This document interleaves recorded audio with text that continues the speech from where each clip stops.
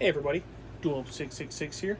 It's been a while. I bet some of you guys thought I probably wasn't going to be doing another video this year, or at least not another DVD update, what have you. But here I am. I intend to do a few this month. I'm already a little bit behind schedule. Trust me, guys, I've been making good on my word. I've been very busy with music. That's basically where I've been this entire time. But it's October, and I'll be damned if I skip out on you guys for this month. So today I have an 80s slasher Blu-ray update. Just Blu-rays today. We're going to do a DVD slasher update pretty soon here as well, and then I'll be doing just a straight up 80s, not necessarily slasher, just 80s horror update as well at the end of the month. And from the from then on to the end of the year and onward, I plan on finally being a little more active again with you guys, because I miss the channel, and it stresses me out, not being able to do this. I really enjoy doing this, so yeah, finally back. Gonna make good on it. I'm finally here. I'm gonna hopefully, like I said, be more active. And oh, almost lost my touch, guys. Gonna keep it real. Cheers.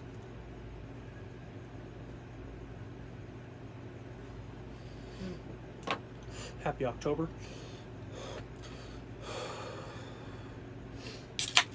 And you guys know I'm always sipping on something delicious. Right now I have a Stone Enjoy by 103123 hazy unfiltered IPA.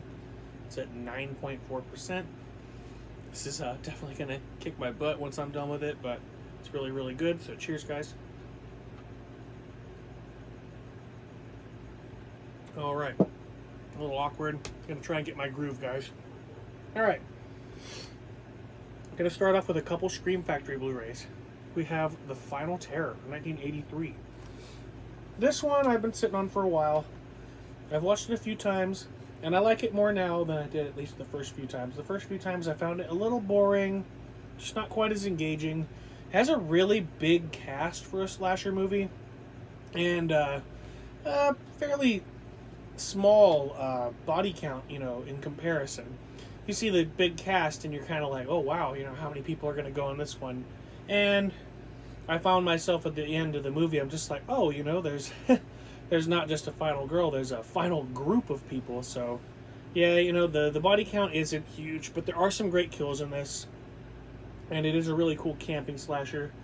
One thing I find really cool about it, it's really different. It's like the character dynamic in this film is like not nearly as like positive. Like, it's not in like a good light. Like, everyone's really out for each other and just like at each other's throats and talking mad shit the whole time. And I think that adds to like the suspense factor to it. It's like, who could this killer be? How could this possibly all be happening? So not a bad film, just not one of my favorites in the update, but still really, really cool. I've been after it for a while. It's really cool to own it now. All right, next up we have another Scream Factory. We've got two of these today.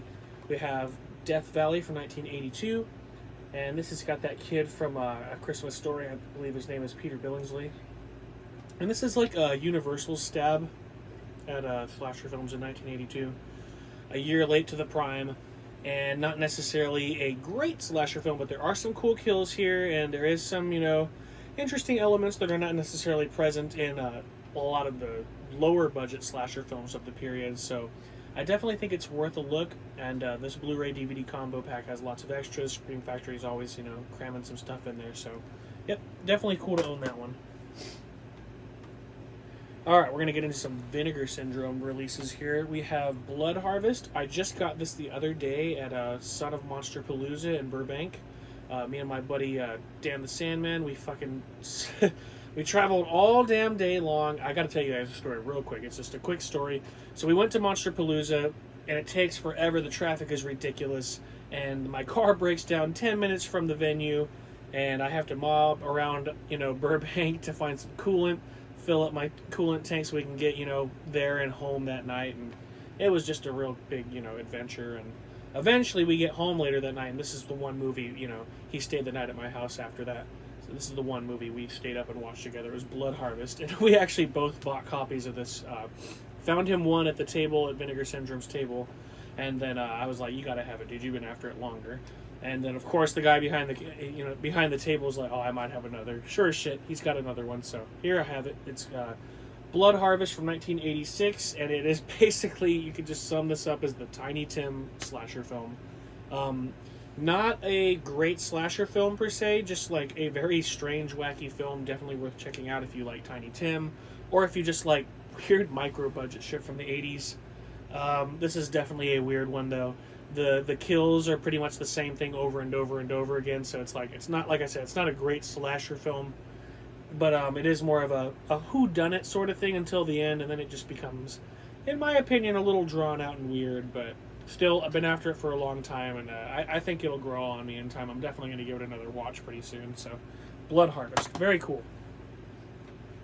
Alright, we have another Vinegar Syndrome here. It's a Trauma film, actually. I don't know how that works out with Vinegar Syndrome releasing Trauma flicks, but this is Girls' School Screamers from 1984. This is more of like a supernatural flick. It's got some slasher elements. It kind of plays like a slasher film, but it's more of like a possessed house film, more akin to like Night of the Demons, or there's a few others that are really similar to like there's an 80s film that I can't really think of right now, but basically, you know, it's like a bunch of youngins loose in a house with their boyfriends or whatever. Everyone's getting slaughtered in really ridiculous ways, and like I said, it's a trauma film, so don't expect too much. It's wacky, but it's not necessarily like super realistic, brutal, or anything. It's just a fun, you know, cheesy 80s flick. I've been after it a while, so I'm happy to own it. Girls' School Screamers, 1984. We have a more straightforward slasher movie from 1984 as well, I think. Yeah, and it's like right at the end of the 3D craze in the 80s, that like 3D resurgence. And Silent Madness in 3D. I haven't watched it in 3D yet. I've only watched the 2D version. And like I said, it's a pretty run-of-the-mill slasher. There's some great kills in here.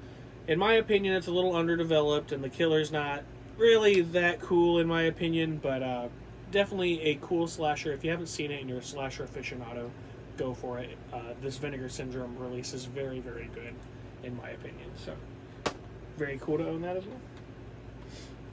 Alright, last Vinegar Syndrome release that I have here, and God, I don't know how this happened. It showed up in the mail like this. The whole case is like shattered. It's just in bad shape, and there's like one little piece missing, but it still closes, so I'm keeping it for now. I'm going to try and find another white case and eventually change it out. But it's Bloody New Year from 1986, and this is also a really like supernatural sort of slasher-ish flick.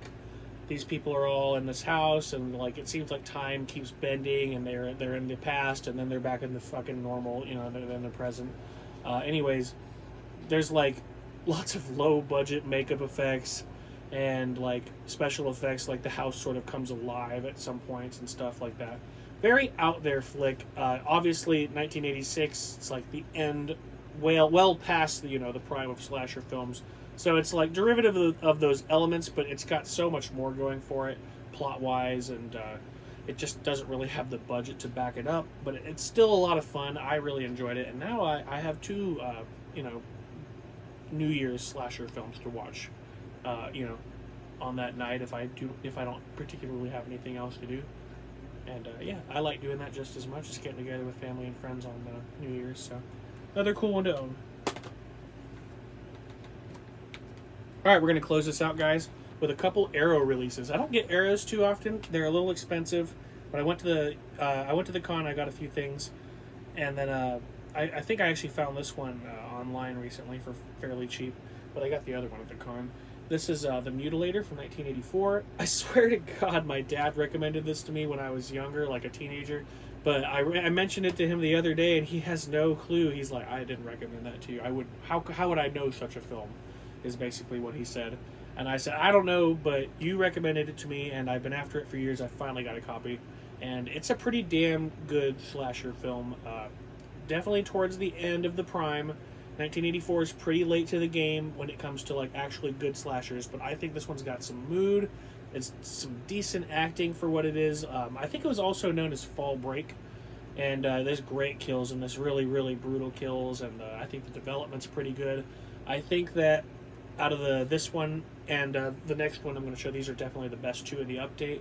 I would highly recommend checking out the Mutilator. Very cool, like beach house slasher. Same with this one, another beach house slasher. But 3 years earlier, in 1981, right in the prime of things, this is easily the best film in the update, in my opinion. The Slayer, 1981. Starts off very, very, like, kind of slow, a little dry. Reminds me of, like, 70s horror, kind of, honestly, with the character development. But it really develops into this very, very creepy, just, like, minimalist slasher. Like, the kills are so inventive, but, like, not necessarily, like, extremely gruesome. Just, like, they're creepy, you know? Like, I don't want to ruin any of them. I just think that they're inventive, and there's a lot of good ones, and it builds up. You just don't know what's going on at the end. And I think that the end of this film is really, really cool. I really enjoyed it. I couldn't recommend it more. And this was just kind of like a blind buy for me. I'd heard some folks talking about it, but I didn't really know about it too much. And it really turned out. The Slayer, 1981. Easily my favorite film of this update. So go check that out. And without, just like that, this is all wrapped up, guys. I'm going to try to do another update really, really soon here.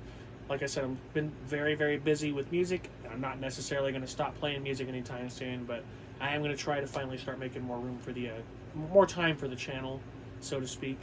And, yeah, basically, I'll just be seeing you hopefully within the next week or so. I'm going to do another, do the DVD portion of this 80s slasher update for October, and then, try to cram the last one in and whatever else I can do. If you guys are a big fan of death metal, I'm going to be throwing up some live footage from a show I just went to. It was Cannibal Corpse, Mayhem, Gore Guts, and Blood Incantation. So I have a little bit of footage from that show.